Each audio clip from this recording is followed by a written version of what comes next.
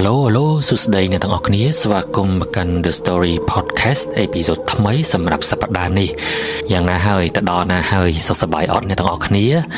បាទមួយរយៈនេះខ្ញុំរវល់ច្រើនខ្លាំងមែនទែនតោះថ្ងៃនេះគឺយើងនិយាយពីបន្ទប់សន្តាគារ404អ្នកទាំងអស់គ្នាមនុស្សជាច្រើនណាបានគិតថាអ្វីដែលគួរឲ្យខ្លាចបំផុតនៅក្នុងសន្តាគារមួយគឺបន្ទប់ដែលធ្លាប់មានប្រវត្តិឬក៏បន្ទប់ដែលគេនិយាយតគ្នាថាមានព្រលឹងខ្មោចវិញ្ញាណនៅក្នុងហ្នឹងប៉ុន្តែខ្ញុំគិតថាអ្វីដែលគួរឲ្យខ្លាចជាងការដេកម្នាក់ឯងនៅក្នុងបន្ទប់404ហ្នឹងណាគឺការដែលមនុស្សម្នាក់ត្រូវប្រឈមមុខនឹងការភ័យខ្លាចរបស់ខ្លួនដោយគ្មាននរណាគេម្នាក់នៅក្បែរច្រើនជាងថ្ងៃនេះខ្ញុំនឹងនាំអ្នកទាំងអស់គ្នាទៅស្ដាប់រឿងមួយដែលចាប់ផ្ដើមពីការធ្វើដំណើរធម្មតាទៅលេងផ្ទះសង្សាររបស់ខ្លួននាពេលចូលឆ្នាំគ្មាននរណាគេម្នាក់គិតទេថាការសម្រេចចិត្តស្នាក់នៅសន្តាគារមួយត្រឹមតែមួយយប់នឹងក្លាយទៅជាបទពិសោធន៍មួយដែលគាត់មិនអាចបំភ្លេចបានពេញមួយជីវិតមិនថាអ្នកជឿឬក៏មិនជឿលើរឿងអាថ៌កំបាំងណាក៏ដោយចុះតែខ្ញុំសុំតែមួយប៉ុណ្ណោះសូមស្ដាប់រឿងនេះដោយបើកចិត្តនិងប្រើវិចារណញ្ញាណរបស់អ្នកព្រោះពេលខ្លះអ្វីដែលយើងយកត្រឡប់ទៅវិញមិនមែនជាការភ័យខ្លាចទេប៉ុន្តែអាចជាមេរៀនមួយដែលជួយឲ្យយើងយល់កាន់តែច្បាស់ពីជីវិតរស់នៅប្រចាំថ្ងៃការនិយាយ podcast The Story Podcast ក៏ដោយឬក៏ព័ត៌មាននានារបស់ខ្ញុំចាប់ពីពេលនេះតទៅខ្ញុំនឹងព្យាយាមឆ្លុះបញ្ចាំងនៃជីវិតប្រកបជូនអ្នកទាំងអស់គ្នាដើម្បីឲ្យអ្នកទាំងអស់គ្នាទទួលបានមិនមែនត្រឹមតែការកម្សាន្តទេប៉ុន្តែគឺជាមេរៀនមួយដែលអាចយកទៅប្រើប្រាស់នៅក្នុងជីវិតពិតជាក់ស្ដែងបានណាដើម្បីធ្វើឲ្យ podcast របស់យើងនឹងលើសពី podcast ធម្មតាអញ្ចឹងអ្នកទាំងអស់គ្នាធ្លាប់បានឮរឿងរ៉ាវទាក់ទងជាមួយនឹងបន្ទប់គេងក្រែ2អត់នៅសន្តាគារដែលមានគេនិយាយតគ្នាថាបើសិនជានៅក្នុងបន្ទប់ក្រែ2ហ្នឹងយើងទៅដេកតែម្នាក់ឯងក្រែមួយទៀតដែលទំនេរហ្នឹងយើងកុំទុកវាឲ្យទំនេរដាច់ខាតត្រូវតែយករបស់របរទុកដាក់ឲ្យពេញហ្នឹងបើមិនអញ្ចឹងទេអាចនឹងមានអ្វីមួយយ៉ាងមកដេកជាមួយយើងក៏ថាបានដែរបាទអញ្ចឹងសូមជម្រាបសួរប្រិយមិត្តអ្នកស្ដាប់ជាមួយខ្ញុំម្ដងទៀតជាផ្លូវការថ្ងៃនេះផងដែរខ្ញុំនឹងមកនិយាយរឿងរ៉ាវដ៏ភ័យរន្ធត់មួយខ្ញុំពិតជាចង់ឲ្យអ្នកទាំងអស់គ្នាបានស្ដាប់រឿងនេះខ្លាំងមែនទែនជាពិសេសសម្រាប់អ្នកដែលចូលចិត្តធ្វើដំណើរកម្សាន្តហើយទៅស្នាក់នៅសន្តាគារមិនថាទៅម្នាក់ឯងឬក៏ទៅមានគ្នាឬក៏ទៅជាមួយសង្សារគ្រួសារប្តីប្រពន្ធនោះទេថាបើសិនជាអ្នកទាំងអស់គ្នាត្រូវស្នាក់នៅសន្តាគារមួយហើយបន្ទប់ដែលនៅសេសសល់វាមិនមែនជាបន្ទប់ដែលក្រែមួយទេតែគឺជាបន្ទប់ក្រែ2អញ្ចឹងចង់ឲ្យអ្នកទាំងអស់គ្នាសាកស្ដាប់រឿងរ៉ាវទាំងអស់នេះសិនព្រោះថាពេលខ្លះស្ថានភាពបែបនេះអាចកើតឡើងចំពោះអ្នកទាំងអស់គ្នានៅពេលឆាប់នេះក៏ថាបានដែររឿងរ៉ាវនៅថ្ងៃនេះខ្ញុំចង់ឲ្យអ្នកទាំងអស់គ្នាតាំងចិត្តស្ដាប់ឲ្យបានល្អព្រោះថាវាគឺជារឿងរ៉ាវពិតប្រាកដរបស់ប្រិយមិត្តអ្នកស្ដាប់យើងម្នាក់ដែលគាត់បានជួបរឿងរ៉ាវភ័យរន្ធត់ហ្នឹងនៅពេលដែលគាត់មានឱកាសធ្វើដំណើរទៅលេងផ្ទះសង្សាររបស់គាត់នាឱកាសចូលឆ្នាំខ្មែរតែយ៉ាងណាក៏ដោយមុនពេលទស្សនាស្ដាប់កម្សាន្តហ្នឹងគឺខ្ញុំចង់ប្រាប់អ្នកនរគ្នាមុនថាត្រូវប្រើប្រាស់វិចារណញ្ញាណនៅក្នុងការស្ដាប់ឲ្យបានល្អហើយដោយរឿងថ្ងៃនេះខ្ញុំត្រូវនាំអ្នកទាំងអស់គ្នាត្រឡប់ទៅប្រហែលជា8-9 ឆ្នាំមុនក៏ថាបានដែរដោយប្រិយមិត្តអ្នកស្ដាប់របស់យើងម្នាក់សុំតាំងឈ្មោះគាត់ថាជាបងវុតរឿងដែលបានកើតឡើងចំពោះបងវុតហ្នឹងគឺនៅចំថ្ងៃដែលគាត់ហ្នឹងមានពេលវេលាឈប់សម្រាកយូរថ្ងៃដែរពោលនោះគឺជាថ្ងៃបុណ្យចូលឆ្នាំខ្មែរសាច់រឿងបានចាប់ផ្ដើមពេលដែលបងវុតបាននិយាយគ្នាជាមួយនឹងសង្សាររបស់គាត់ហ្នឹងបានសួរថាបងពេលចូលឆ្នាំយើងគិតទៅដើរលេងនៅកន្លែងណាល្អបងវុតចង់ទៅដើរលេងនៅខេត្តនេះម្ដងចង់ទៅដើរលេងនៅខេត្តនោះចំណែកសង្សាររបស់គាត់ហ្នឹងក៏បដូរចិត្តច្រើនដងដែរនិយាយទៅនិយាយមកអត់ចេះចប់អត់ចេះហើយសោះចុងក្រោយបងវុតក៏និយាយថាបែបនេះល្អទេឆ្នាំហ្នឹងយើងទៅលេងផ្ទះអនឡាញហ្មងទៅស្រុកកំណើតសង្សាររបស់វុតគឺនៅខេត្តកំពង់ធំហើយពេលហ្នឹងបងវុតក៏បានសួរសង្សារគាត់ទៀតថាមានកើតអីអត់បើសិនជាបងទៅលេងផ្ទះអនឡាញអ្វីដែលសំខាន់ហ្នឹងគឺបងវុតជាមួយនឹងសង្សាររបស់គាត់ហ្នឹងនៅមិនទាន់ជាប្តីប្រពន្ធនឹងគ្នានៅឡើយទេពោលគឺពួកគាត់ហ្នឹងតាក់ទងគ្នាដើម្បីមើលចិត្តគ្នាសិនអញ្ចឹងណាសង្សាររបស់គាត់ក៏និយាយថាបានតាបងមានអីពេលឮអញ្ចឹងបងវុតសប្បាយចិត្តខ្លាំងមែនតើ ban đào lên hơi ban từ chụp cầm cua xá rồi bỏ song xa rồi bỏ luôn tiết từ chụp bốc chụp mai bong bỏ ôn tặng ngọc ni chung ni chẳng á sụp tới bong vụt cho mình đang song xa rồi bỏ quát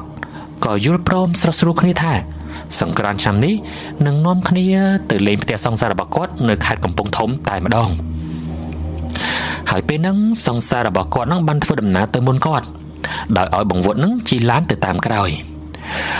đôi bong vụt nâng thời rịp trăm phen ca tha từ cái pung thống lực nâng á rồi hai chị bay ngay pi vô bay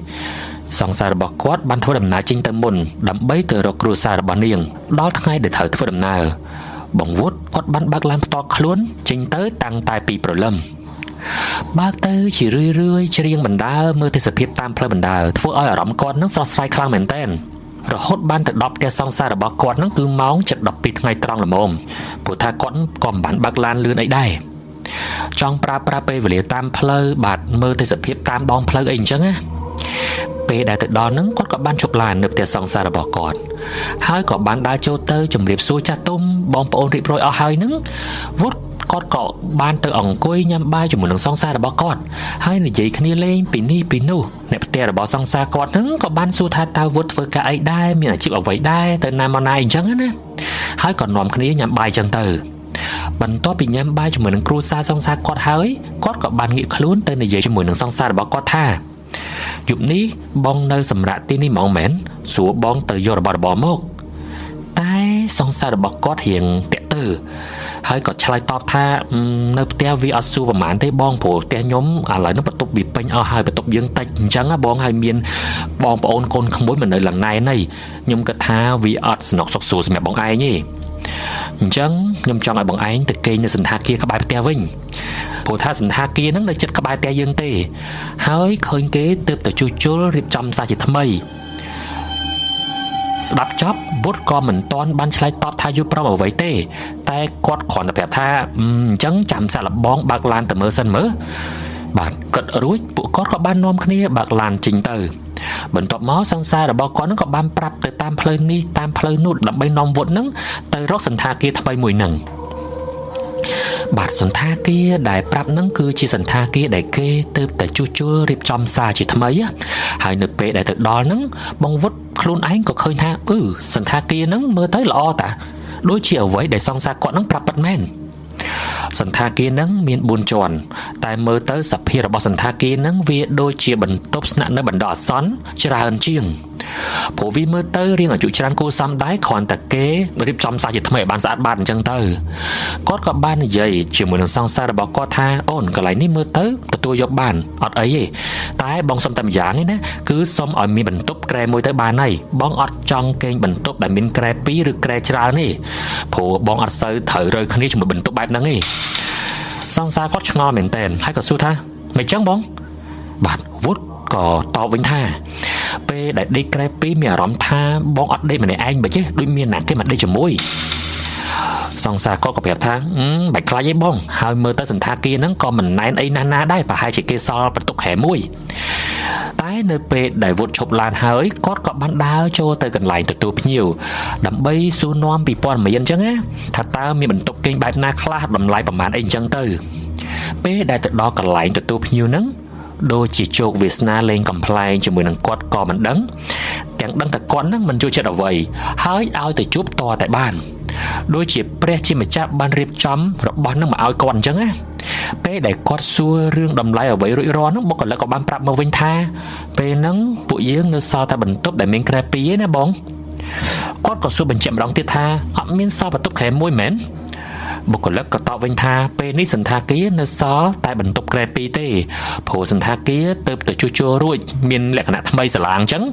mi mà nữ mà chỗ nạn nơi chởn bông còn tai bờ sân chỉ miền nhiều na chinh tới muốn chậm cọt phải áp pe nắng song xa là bò con nó còn nghiệm mà một cọt hai cỏ xua vút tha bông mệt đáy và tục khẽ pin chẳng ok ót bông vút còn mình miên chùm rửa ấy lại to bằng song xa là bò cọt đấy con có to bên tha ở ấy khẽ pi có khẽ pi tới bỏ miên khẽ mũi chầm phẹt bông phong bàn tay nó không chịu được bao vốn còn cái tha tích rồi tới dụng nắng bà bình to bị nắng có miên ca bong lôi bình tốp cọ rụi ro chân tới một còn lớp có ban hot côn sáo tới ai vụt hay lấy bình tốp đại vụt tụt tụ bán cử buôn sồn buôn គាត់ជាមួយនឹងសង្សាររបស់គាត់ហ្នឹងក៏បាននាំគ្នាដើរទៅកាន់ចណ្ដាលយន្តពេលដែលឡើងទៅក្នុងចណ្ដាលយន្តហ្នឹងគាត់បានចុចទៅជាន់ទី4ចណ្ដាលយន្តចាប់ផ្ដើមឡើងទៅយឺតបេះដូងរបស់វុឌ្ឍរៀងលោតញាប់តិចជាមួយនឹងបរិយាកាសនៅក្នុងចណ្ដាលយន្តហ្នឹងអញ្ចឹងណាតែបរិយាកាសនៅក្នុងសន្តាគារវាមិនធ្វើឲ្យវុឌ្ឍគួរឲ្យខ្លាចអីប្រហែលទេព្រោះថាគេទៅតែជួសជុលថ្មីដែរវាមើលទៅស្អាតមើលទៅថ្មីហើយក៏មានអារម្មណ៍ល្អបន្តិចបន្តួចដែរនៅពេលដែលបើកទ្វារចរាយន្តទៅខ្វាអារម្មណ៍ផ្សេងក៏ចាប់ផ្ដើមល្អឡើងមកវិញព្រោះថាគាត់បានឃើញបរិយាកាសផ្លូវដើរទៅកាន់បន្ទប់អីហ្នឹងគឺតុបតែងដោយមានភ្លើងពណ៌រូបភាពស្អាតស្រស់ស្អាតហ្មងនិយាយទៅហើយនៅពេលដែលដើរទៅជារឿយរហូតដល់មុខបន្ទប់ខ្លួនឯងបន្ទប់លេខ404គាត់ក៏បានចាក់សោបើកទ្វារបន្ទប់ចូលទៅអ្វីដែលគាត់ឃើញដំបូងគឺបរិយាកាសនៅក្នុងបន្ទប់វាខុសប្លែកពីបរិយាកាសនៅក្រោមសន្តាគារឆ្ងាយពេលដែលចូលទៅក្នុងបន្ទប់ហ្នឹងគាត់មានអារម្មណ៍ថាបរិយាកាសនៅក្នុងបន្ទប់ដូចជាស្រាវមានអ្វីនៅក្នុងហ្នឹងចាំគាត់អ្វីយ៉ាងម៉េចមិនដឹងទេនិយាយរួមទៅគាត់មានអារម្មណ៍អត់ល្អពេលដែលគាត់ដើរទៅយករបស់របរទៅដាក់នៅលើគ្រែគាត់ក៏ព្យាយាមមើលជុំវិញភ្នែកកលៀសមើលរហូតហ្មងណាថាបន្ទប់ហ្នឹងវាបែបណាបែបណីគាត់បានទៅឃើញដៃព្យួរកៅអៅមួយដែលគេព្យួរនៅលើវាំងននធ្វើឲ្យគាត់មានការឆ្ងល់ហ្មងថាហេតុអីបានជាបុគ្គលិកសម្អាតមិនយកដៃព្យួរកៅអៅហ្នឹងទៅដាក់នៅក្នុងទូកៅអៅអញ្ចឹងដូចបែបថាប្រហែលជាគាត់នឹងបញ្ញាសម្អាតបន្ទប់នឹងហើយបញ្ញត្តិចេញទៅវិញអញ្ចឹងណាដោយមិនបានពិនិត្យមើលរបៀបរៀបរយនៅក្នុងបន្ទប់ឲ្យបានដឹងមុនទេថាប្រហែលជាមានភ្ញៀវនឹងផ្លិចរបស់ដៃព្យួរកៅអៅហ្នឹងព្យួរនៅត្រង់ហ្នឹងវុឌ្ឍព្យាយាមមិនគិតអ្វីច្រើនទេនៅពេលនោះយល់ថាពេលខ្លះបុគ្គលិកសម្អាតហ្នឹងអាចនឹងធ្វើការច្រើនរហូតដល់ផ្លេចក៏ថាបានដែរមិនមែនគាត់បញ្ញាចេញពីបន្ទប់នេះអីនោះទេបន្ទាប់មកគាត់ក៏ទៅអង្គុយពិនិត្យមើលថាតើបន្ទប់ហ្នឹងបែបណាក៏លេខមើលសពគ្រប់ជ្រុងជ្រោយហ្មងណាបើកមើលទូកៅអៅថាមិនដែរមានកៅអៅអត់ហើយឆែកមើលបន្ទប់ទឹកឆែកមើលនេះឆែកមើលនោះរហូតធ្វើឲ្យគាត់នឹងទុកចិត្តគ្រប់យ៉ាងហើយទើបគាត់នឹងព្រមចូលងូតទឹកហើយនៅពេលដែលគាត់កំពុងតែងូតទឹកហ្នឹងសង្សាររបស់គាត់ក៏ដេកលេងទូរស័ព្ទនៅខាងក្រៅចឹងទៅរហូតដល់វុឌ្ឍងូតទឹករួចរាល់ហើយគាត់ក៏បានរៀបចំខ្លួនដើម្បីនាំសង្សាររបស់គាត់នឹងចេញពីបន្ទប់នោះទៅបន្ទាប់មកពួកគាត់ក៏បាននាំគ្នាបើកឡានចេញពីសន្តាគារដើម្បីតម្រង់ទៅផ្ទះសង្សាររបស់គាត់នឹងម្ដងទៀតព្រោះថាល្ងាចហ្នឹងគាត់បានណាត់ក្រុមគ្រួសារសង្សាររបស់គាត់នឹងទៅញ៉ាំអីជុំគ្នានៅខាងក្រៅពោលគឺនៅភោជនីយដ្ឋានល្បីប្រចាំខែតែម្ដងណាហើយនៅពេលដែលគាត់បើកឡានចេញមកនៅក្នុងចិត្តហ្នឹងក៏គិតតាមផ្លូវមករហូតថាយប់នេះវាយ៉ាងម៉េចទៅណដេកនៅក្នុងបន្ទប់ហ្នឹងម្នាក់ឯងផងហើយបន្ទប់មានក្រែ2ទៀតថែមទាំងសង្សាររបស់គាត់អត់បានមកដេកជាមួយទៀតព្រោះថាសង្សាររបស់គាត់ហ្នឹងត្រូវទៅដេកជាមួយនឹងឪពុកម្ដាយរបស់នាងហើយដូច្នេះសន្តាគារហ្នឹងគឺគាត់ដេកតែម្នាក់ឯងពេលដែលបើកឡានទៅដល់ផ្ទះសង្សាររបស់គាត់ហ្នឹងវុឌ្ឍក៏បាននាំឪពុកម្ដាយសង្សាររបស់ខ្លួនទៅហូបបាយឲ្យរួចរាល់បាទនិយាយលេងពីនេះពីនោះនៅភោជនីយដ្ឋានដ៏ល្បីប្រចាំខេត្តកំពង់ធំតែម្ដងរហូតដល់យប់ជ្រៅហើយដែរពួកគាត់ហ្នឹងក៏បានត្រឡប់មកផ្ទះវិញបាទវុឌ្ឍក៏បានជូនសង្សារឪពុកម្ដាយរបស់គាត់នឹងត្រឡប់មកផ្ទះវិញអញ្ចឹងណាហើយក៏ចេញពីនឹងជម្រាបលាបន្ទាប់មកគាត់ក៏បើកឡានទៅសន្តាគារវិញហើយដូចដឹងស្រាប់អញ្ចឹងលើកនេះគាត់ត្រឡប់មកវិញតែម្នាក់ឯងទេគាត់មានអារម្មណ៍ថាកាន់តែច្បាស់ឡើងយ៉ាងម៉េចមិនដឹងទេព្រោះថាបរិយាកាសវាគួរឲ្យខ្លាចវាកាន់តែខ្លាំងទៅគឺវាខុសប្លែកពីអ្វីដែលពេលដែលគាត់នឹងមកមើលសន្តាគារនឹងជាមួយនឹងសង្សាររបស់គាត់ដោយសារតែនៅតាមផ្លូវមុននឹងចិត្តដល់សន្តាគារនឹងចាប់ផ្ដើមធ្លាក់អាប់ហើយខ្យល់ធ្លាក់ចុះត្រជាក់ខ្លាំងមែនទែនពេលយប់ហាក់ស្ងាត់ចម្លែកខុសធម្មតាតែគាត់ព្យាយាមមិនគិតអ្វីទាំងអស់ពេលទៅដល់គាត់ក៏ចតឡានហើយដើរចូលទៅក្នុងនឹងសម្លឹងមើលបរិយាកាសជុំវិញសន្តាគារវាខុសពីពេលថ្ងៃខ្លាំងមែនទែនពេលយប់គ្រប់យ៉ាងមើលទៅស្ងាត់ចងំបុគ្គលិកទទួលភ្ញៀវមានតែម្នាក់ទៅទៀតហើយគេកំពុងតែអោនសរសេរអ្វីម្យ៉ាងមិនបានចាប់អារម្មណ៍ជាមួយនឹងគាត់ទេថាមានភ្ញៀវដើរចូលមកពេលដែលគាត់ចុចចណ្ដាលយន្តឡើងទៅគាត់ចាប់អារម្មណ៍ដឹងថាចណ្ដាលយន្តឡើងទៅបែបយឺតវឺតបាទរហូតដល់ទៅជាន់ទី4ពេលដើរចេញពីចណ្ដាលយន្តហ្នឹងគាត់ឃើញថាសភាពតាមផ្លូវមុនទៅដល់បន្ទប់គាត់ប្រែទៅជាអាប់មើលទៅដូចជាសន្តាគារចាស់ទៅវិញគាត់ព្យាយាមធ្វើខ្លួនឲ្យធម្មតាបំផុតហើយក៏ដើរចូលទៅក្នុងបន្ទប់ដើម្បីមួយទឹក ពេលដែលគាត់ងូតទឹករួចរាល់ហើយគាត់ក៏ស្លៀកពាក់ត្រៀមចូលគេងគាត់ក៏កម្រងថានឹងដេកមើលទូរទស្សន៍រហូតខ្លួនឯងនឹងងុយគេងតែម្ដងប៉ុន្តែនៅពេលដែលគាត់យកតេឡេទូរទស្សន៍មកបើកហ្នឹងទូរទស្សន៍បើកមិនបានសោះបើកយ៉ាងណាក៏បើកមិនចេញគាត់ខំប្រឹងយកតេឡេនោះមកគោះផងដោះថ្មផងបាទគូងដៃគូងជើងផងនៅតែបើកមិនចេញដកដែរពេលថ្ងៃគាត់ផ្លិចឆែកមើលទូរទស្សន៍ថាវាបើកចេញឬអត់រវល់តែឆែករបស់ផ្សេងផ្លិចឆែកមើលទូរទស្សន៍បើដឹងតែវាខូចនឹងសុំគេដូរតាំងពីដំបូងព្រោះដឹងស្រាប់ហើយថាមុននឹងបដូរបន្ទប់ឬក៏បដូរអ្វីមួយយើងត្រូវប្រាប់គេមុនណាហើយឥឡូវនេះយប់ទៅទៀតគាត់ក៏មិនចង់រំខានបុគ្គលិកដែរដឹងច្បាស់ថាពេលយប់វាប្រហែលជាមិនមានជាងណាមកធ្វើឲ្យកើតទេគាត់ក៏សម្រេចចិត្តថាអញ្ចឹងមិនអីទេដេកយកហ្មងទៅចុងក្រោយវុតក៏សម្រេចចិត្តចូលដេកដោយបើកភ្លើងមួយទុកចោលគាត់បិទភ្នែកបានបន្តិចសុកស្រាប់តែគាត់បានឮសូរសំឡេងដូចជាមានមនុស្សមកដេកនៅក្បែរខាងដែលវាជាក្រែនៅម្ខាងទៀតអញ្ចឹងគឺសំឡេងដូចជាមាននរណាគេម្នាក់ដាក់ខ្លួននៅលើក្រែនោះហើយដូចជាមានមនុស្សអង្គុយនៅលើក្រែអញ្ចឹងពេលឮអញ្ចឹងហើយគាត់ក៏ប្រញាប់បើកភ្នែកក៏លេចតែមើលត្រង់នោះតែនៅលើក្រែហ្នឹងទៅតែស្អាតអត់មានអ្វីទេហើយភ្លាមនោះគាត់ក៏មានអារម្មណ៍ថាព្រឺសម្បល់ឡើងគាត់មានអារម្មណ៍ប្លែកឡើងហ្មងគាត់ក៏បានព្យាយាមបិទភ្នែកបន្តទៀតបន្ទាប់ពីបិទភ្នែកសង្ងំគេងមិនបានយូរទេអត់ដល់15នាទីផងក្រែនៅចិត្តហ្នឹងវាក៏ឮសូរសំឡេងឡើងមកម្ដងទៀតពេលហ្នឹងគាត់បានឮសូរសំឡេងប្លែកក្រៅពីសំឡេងក្រែស្រាប់តែមានសំឡេងដូចជាមនុស្សនឹងដាក់ខ្លួនដេកនៅលើហ្នឹងហើយសារនេះដូចជាសំឡេងក្បាលក្រែបុកទៅនឹងជញ្ជាំងឮសូរទឹកអារម្មណ៍ដូចថាមានមនុស្សយកក្រែនឹងទៅបុកនឹងជញ្ជាំងអញ្ចឹងឮសូរតែទឹកគាត់ក៏កលេចមើលទៅក្រែនឹងម្ដងទៀតហើយក្រែដែលគាត់កំពុងតែដេកហ្នឹងគាត់មិនបានកម្រើកទេហើយក៏មិនបានរង្គើដែរនៅក្នុងចិត្តពេលហ្នឹងគាត់គិតតែបិទភ្នែកអញ្ចឹងហើយគិតក្នុងចិត្តថាប្រកាសខ្លាំងមែនទែនដោយសារតែគាត់ដេកបែរខ្នងទៅម្ខាងពីក្រែហ្នឹងអញ្ចឹងគាត់ក៏បានទាញយកទូរស័ព្ទរបស់គាត់មកដាក់នៅមុខគាត់ល្មមហើយពេលហ្នឹងអត់គិតអីច្រើនទេគាត់បានចុចទូរស័ព្ទទៅរកសង្សាររបស់គាត់ដើម្បីកុំឲ្យខ្លួនឯងហ្នឹងភ័យអញ្ចឹងណាហើយបើក speaker ខ្លាំងតែម្ដងដោយពេលហ្នឹងដឹងគាត់និយាយមិនអត់គាត់និយាយប្រាប់សង្សារគាត់ថងតែម្ដងថាអូនណាបងត្រូវខ្មោចលងសង្សាររបស់គាត់ញាក់ផ្អើលខ្លាំងមែនទែនហើយក៏តបថាបងជប់ស្មានហ្នឹងហើយបងឯងកុំលេងសើចមើលបងឯងត្រូវខ្មោចលងមែនហ៎គាត់និយាយជាមួយសង្សារគាត់ថាពិតអូនបងអត់កុហកអីបងត្រូវខ្មោចលងគាត់បាននិយាយហេតុការណ៍ទាំងអស់ឲ្យសង្សាររបស់គាត់ស្ដាប់ហើយសង្សាររបស់គាត់ក៏សួរថាអញ្ចឹងបងឯងនៅបានអត់ឬក៏មិនបងពេលហ្នឹងគាត់ក៏បានឆ្លើយតបវិញថាមិនដឹងដូចគ្នាអូនព្រោះថាមិនដឹងថាជួបអាខ្លាំងជាងនេះឬអត់បើប៉ុណ្្នឹងបត់ខ្លាចទេព្រោះធ្លាប់ជួបហើយ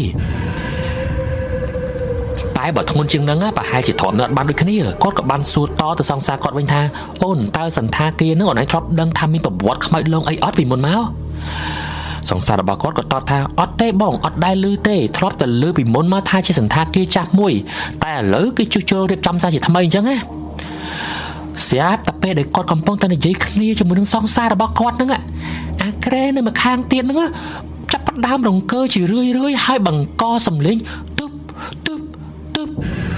ដោយសំឡេងក្រែដែលមានចលនាបុកទៅនឹងជញ្ជាំងហ្នឹងវាបានលឺសំឡេងចេញមកចូលទៅក្នុងទូរស័ព្ទដែលគាត់កំពុងតែនិយាយជាមួយនឹងសង្សាររបស់គាត់តែម្ដងហើយសង្សាររបស់គាត់ក៏សួរថាជប់បងសំឡេងអីហ្នឹងគាត់ក៏បានប្រាប់ថាហ្នឹងហើយអូនសំឡេងហ្នឹងបងប្រាប់មុនឯងពេលហ្នឹងវុតខ្លួនឯងហ្នឹងក៏មិនដឹងធ្វើម៉េចដែររហូតដល់សង្សាររបស់គាត់ប្រាប់ថាបងចាំតិចអញ្ចឹងខ្ញុំទៅសួរក្មួយខ្ញុំសិនខៃលោកក្មួយខ្ញុំអាចទៅគេងជាមួយបងឯងបានណាបន្ទាប់មកសង្សាររបស់គាត់ក៏បានដាក់ទូរស័ព្ទចុះហើយក៏បានតេទៅរកក្មួយរបស់គាត់ព្រោះដើម្បីសួរថាអាចទៅដេកជាមួយនឹងវុតបានដែរឬអត់នៅយប់ហ្នឹងពេលដែលដាក់ទូរស័ព្ទចុះហ្នឹងវុតក៏បានដេកបិទភ្នែកដេកស្ដាប់សំឡេងក្រែដែលបុកនឹងជាងទឹបនឹងរហូតតែម្ដងដោយប្រាប់ចឹងត្រឹមតែប៉ុណ្្នឹងគឺវុតអាចទ្រាំទ្របានដោយសារតែគាត់ប្រាប់ថាគាត់ធ្លាប់ជួបអាធ្ងន់ជាងហ្នឹងចាំទូរស័ព្ទសង្សាររបស់គាត់នឹងយូរពេករហូតដល់គាត់នឹងមានអារម្មណ៍ថាទ្រាំបានទៀតទេធ្វើមិនល្អពេលហ្នឹងគាត់ក៏សម្រេចចិត្តងើបចេញពីបន្ទប់នឹងភ្លាមតែម្ដង រៀបនឹងងើបទៅហើយណាសង្សាររបស់គាត់ក៏ទេមកវិញគាត់ក៏ប្រញាប់ទទួលលេខសង្សាររបស់គាត់ព្រោះដើម្បីស្ដាប់ព័ត៌មានល្អថានឹងមាននរណាគេម្នាក់មកដេកជាមួយគាត់នៅយប់ហ្នឹងអញ្ចឹងណាតែអ្វីដែលសង្សាររបស់គាត់ប្រាប់ហ្នឹងគឺថាក្មួយនាងមិនអាចមកគេងជាមួយនឹងវុតបានទេនៅយប់នេះព្រោះវាយប់ជ្រៅណាស់ទៅហើយ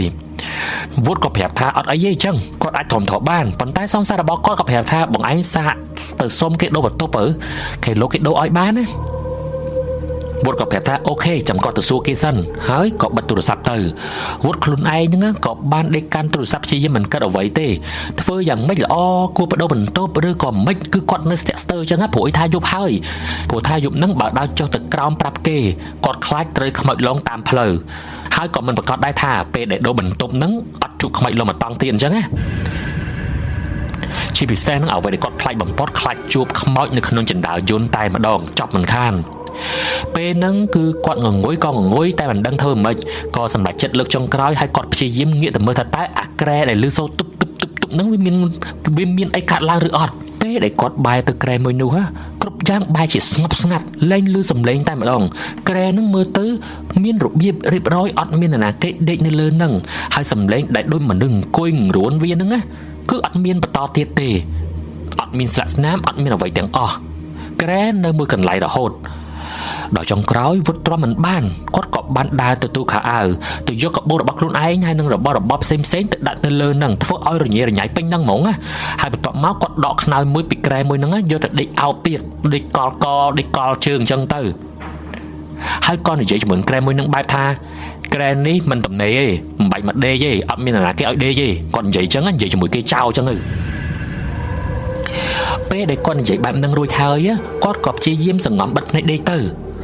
ស្ថានភាពក៏មើលទៅល្អឡើងមកវិញប៉ុន្តែដេកបានតែបន្តិចវាមិនមានសម្លេងដូចមនុស្សអង្គុយមិនមានសម្លេងក្រែបុកជញ្ជាំងទៀតទេពេលដែលកំពុងតែដេកហ្នឹងគាត់គិតក្នុងចិត្តថាបើគិតអញ្ចឹងតាំងពីយូរអញរកអីមកដាក់ឲ្យវារញ៉េរញ៉ៃបាត់ទៅហើយតែពេលដែលដេកបានតែបន្តិចគាត់ត្រូវភ្ញាក់ឡើងម្ដងទៀតព្រោះថាលើកនេះមិនមែនសម្លេងចេញមកពីក្រែបន្តទៀតទេតែវាគឺជាសម្លេងដូចជាទឹកស្រក់ចេញពីបន្ទប់ទឹកវាដូចជាមនុស្សកំពុងតែបើកទឹកនៅក្នុងបន្ទប់ទឹកហ្នឹងអ្នកទាំងអស់គ្នាគឺថាមាននរណាគេម្នាក់នៅក្នុងបន្ទប់ទឹកមិនខានដោយសារតែងងុយគេងពេកទើបវុតធ្វើជាមិនខ្វល់តែម្ដងទៅប៉ុន្តែនៅពេលដែលព្យាយាមបិទភ្នែកបន្តិចហ្នឹងស្រាប់តែលឺសូរសំឡេងតែជញ្ជាំងលឺចេញពីបន្ទប់ទឹកតែម្ដងលឺចេញមកខ្លាំងប៉ាំងដូចមនុស្សលាបាត់ដៃផ្ទះនឹងចិញ្ចាំបន្ទប់ទឹកហ្នឹងអញ្ចឹងណាអ្នកទាំងអស់គ្នាបាទធ្វើឲ្យវុតហ្នឹងផ្ទុះភ្ញាក់ឡើងហើយស្ទុះក្រោកឡើងគាត់ក៏សម្រេចចិត្តក្រោកទៅមើលហ្មងបាទក្រោកទៅមើលបន្ទប់ទឹកហ្នឹងហ្មងព្រោះថាសំឡេងហ្នឹងវាលឺខ្លាំងពេកស្រាប់តែពេលដែលគាត់ទៅដល់បន្ទប់ទឹកហ្នឹងនៅក្នុងបន្ទប់ទឹកមើលទៅធម្មតាឥតនៅសាមតិចបន្ទាប់ពីគាត់ងូតទឹកហើយរួចកាលពីល្ងាចមិញហ្នឹងហើយពេលដែលបិទទ្វារត្រឡប់ទៅមកដេកវិញហ្នឹងដេកមិនទាន់បានប្រមាណផងអាសំឡេងគោះចិញ្ចាំងប៉ាំងហ្នឹងក៏លឺឡើងម្ដងទៀតវុតគិតថាលើកនេះគឺគាត់កេងលេងបានហើយគាត់ក៏សម្រេចចិត្តថាបើកទ្វារចេញពីបន្ទប់ហ្នឹងតែម្ដងទៅខាងក្រោមបាទស្រាប់តែពេលដែលគាត់បើកទ្វារបន្ទប់ខ្លួនឯងចេញទៅក្រៅហ្នឹងស្រាប់តែគាត់ឃើញពីរអ្នកម៉ែកូនបាទមនុស្សពីរអ្នកម៉ែកូនហ្នឹងកំពុងតែធ្វើការចាក់សោចូលទៅក្នុងបន្ទប់គាត់ចឹងណាហើយស្រាប់តែគាត់ទាំងពីរអ្នកហ្នឹងក៏ភ្ញាក់ផ្អើលដែរនៅពេលដែលឃើញវុតបើកទ្វារចេញមកអញ្ចឹងហើយបងស្រីដែលជាម្ដាយហ្នឹងក៏បែរទៅសួរវុតថាអូសុំទោសអូនបងបង្កើតសម្លេងឲ្យណៃភ្ញាក់មែនវុតក៏ឆ្លើយថាអូអត់អីទេបងមែនទេបាទហើយភ្លាមហ្នឹងពេលដែលគាត់និយាយចប់ហ្នឹងទ្វារមិនទាន់បិទនៅឡើយទេទ្វារនៅចំហអញ្ចឹងណា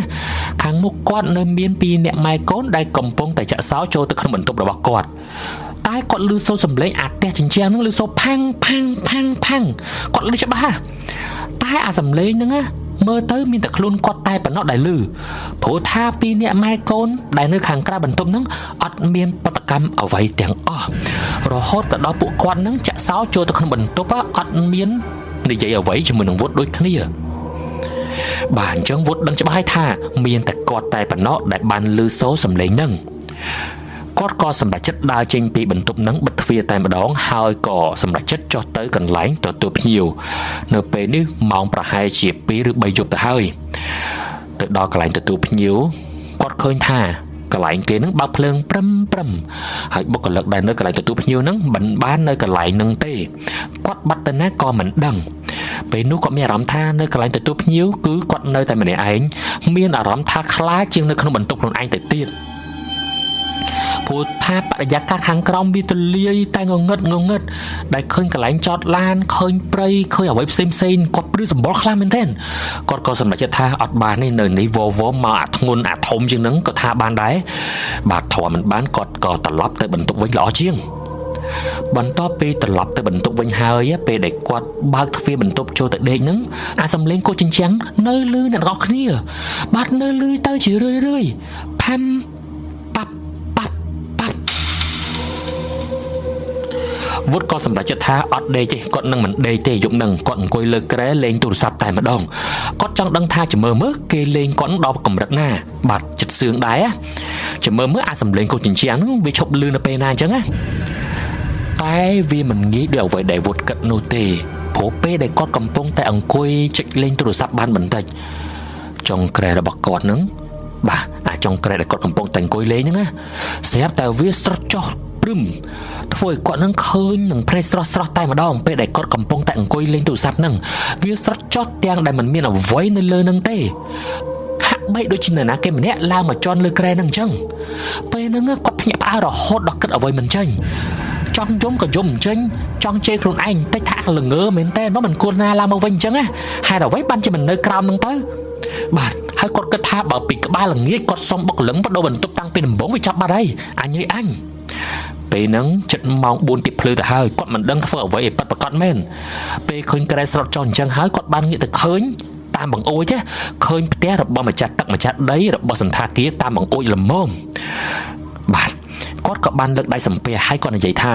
អោលោកតាម្ចាស់ទឹកម្ចាស់ដីឬក៏អ្នកដែលមានបារមីថែរក្សានៅទីនេះខ្ញុំសុំត្រឹមតែសម្រាប់ធម្មតាទេកុំឲ្យខ្ញុំជឿរឿងអ្វីផ្សេងបែបនេះអីបន្ទាប់ពីគាត់និយាយចប់ពីអធិដ្ឋានហ្នឹងក៏ខ្សែភ្នែករបស់គាត់ក៏បានសម្លឹងទៅមើលឡានរបស់គាត់ក៏បាននឹកឃើញថានៅក្នុងឡានគាត់មានបតោងព្រះអ្នកទាំងអស់គ្នាគាត់បានគោរពព្រះហ្នឹងមកតាំងពីក្មេងមកម្លេះហើយគាត់បានថែរក្សាទុកបន្តោងព្រះនៅក្នុងឡានយ៉ាងល្អពេលដែលនឹកឃើញបែបហ្នឹងគាត់ក៏ប្រញាប់បើកទ្វារចេញពីបន្ទប់ហ្នឹងចុះតាមចណ្ដាលកិច្ចអគិភ័យរត់ចុះទៅព្រោះដើម្បីទៅយកបន្តោងព្រះនៅក្នុងឡានហ្នឹងហើយពេលដែលគាត់យកមកក៏លើកដៃសំពះប្រាប់ថាសូមឲ្យព្រះជួយคุ้មគ្រងថែរក្សាកូនចៅផងព្រោះកូនចៅត្រូវគេលងអញ្ចឹងណាពេលដែលគាត់និយាយចប់ហ្នឹងគាត់ក៏យកបន្តោងព្រះខ្សែកព្រះហ្នឹងយកមកពាក់ហើយក៏ដើរចូលទៅក្នុងបន្ទប់សន្តាគារវិញពេលដើរចូលមកហើយចុចចណ្ដាលយន្តលើកនេះគឺគាត់មកចណ្ដាលយន្តណាគឺចុចឡើងមកបន្ទប់404នឹងឯងហើយពេលដែលគាត់ទៅដល់បន្ទប់អ្វីដែលគាត់ធ្វើដំបូងគេគឺបើកទ្វារហើយលើកបន្តោងខ្សែកព្រះហ្នឹងចូលទៅមុនគេដូចនាំគាត់ដើរមុខអញ្ចឹងណាដើរទៅហើយអញ្ចឹងទៅយកគាត់ក៏បានយកបន្តោងព្រះហ្នឹងយកទៅដាក់នៅលើក្បាលក្រែរបស់គាត់តែម្ដងបន្ទាប់ពីហ្នឹងស្រាប់តែគាត់សង្កេតឃើញថាបរិយាកាសនៅក្នុងបន្ទប់របស់គាត់ចាប់ផ្ដើមផ្លាស់ប្ដូរគឺគ្រប់យ៉ាងវាស្ងប់ស្ងាត់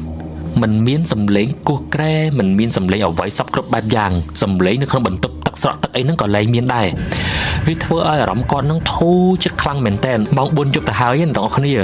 យប់ហ្នឹងតម្រាំតែគាត់បានគេងគឺ4ជាងហើយពេលដែលគាត់បានគេងហើយគាត់មានអារម្មណ៍ថានេះគឺជាការដេកលក់យ៉ាងស្រួលបំផុតដែលគាត់ធ្លាប់គេងពីមុនមក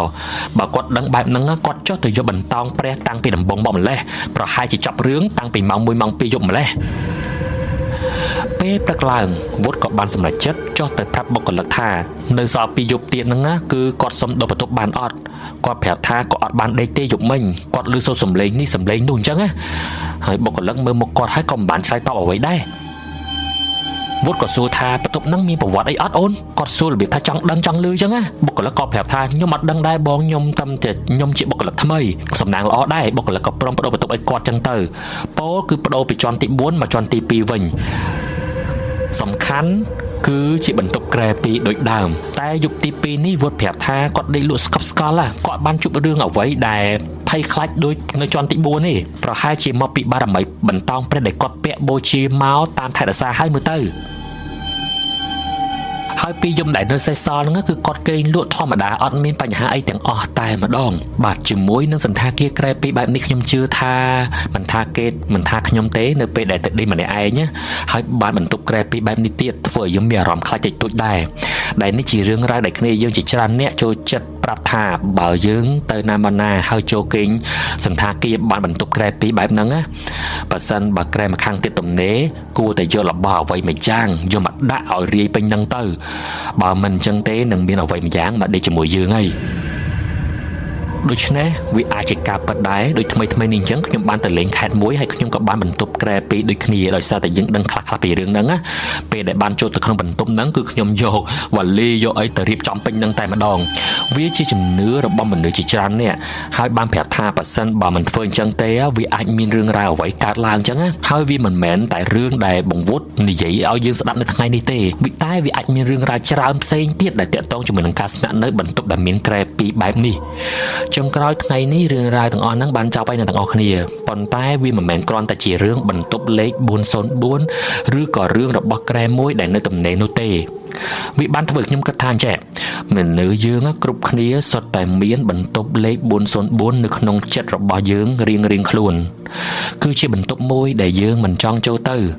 បន្ទប់មួយដែលពេលណាដែលយើងនៅម្នាក់ឯងគឺយើងចាប់ផ្ដើមឮសូរសំឡេងនៃការភ័យខ្លាចការសោកស្ដាយឬអតីតកាលដែលយើងព្យាយាមរត់គេចចេញពីវាមនុស្សខ្លះខ្លាចភាពងងឹតប៉ុន្តែមនុស្សជាច្រើនទៀតខ្លាចភាពស្ងៀមស្ងាត់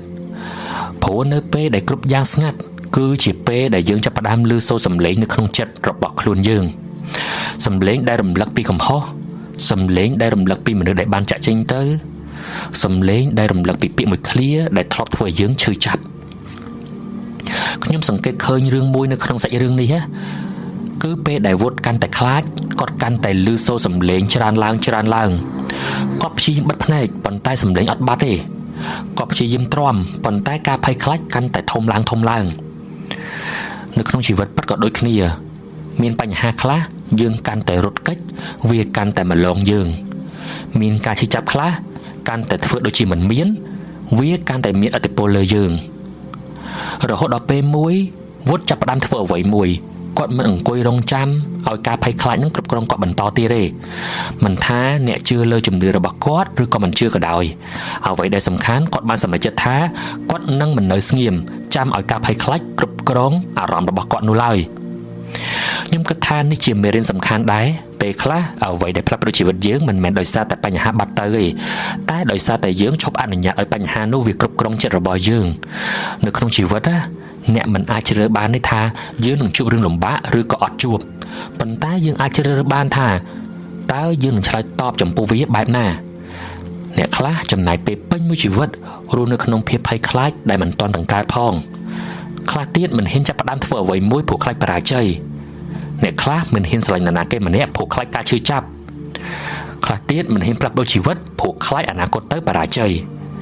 ប៉ុន្តែការពិតការភ័យខ្លាចមិនមែនតែងតែមានដើម្បីបញ្ឈប់យើងទេ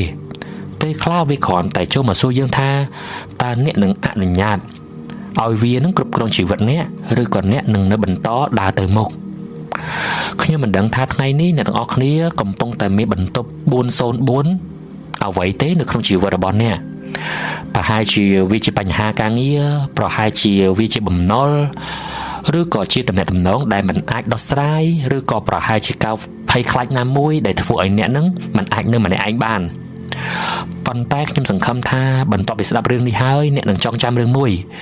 គឺពួកយើងប្រហែលជាមិនអាចជ្រើសរើសរឿងណាមួយឲ្យកើតឡើងចំពោះយើងបានទេប៉ុន្តែយើងអាចជ្រើសរើស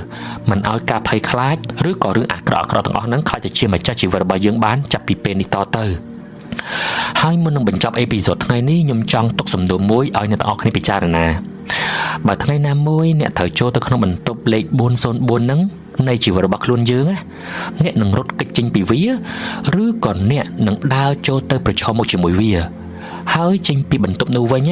ខ្លាចជាមនុស្សដែលរឹងមាំជាងមុន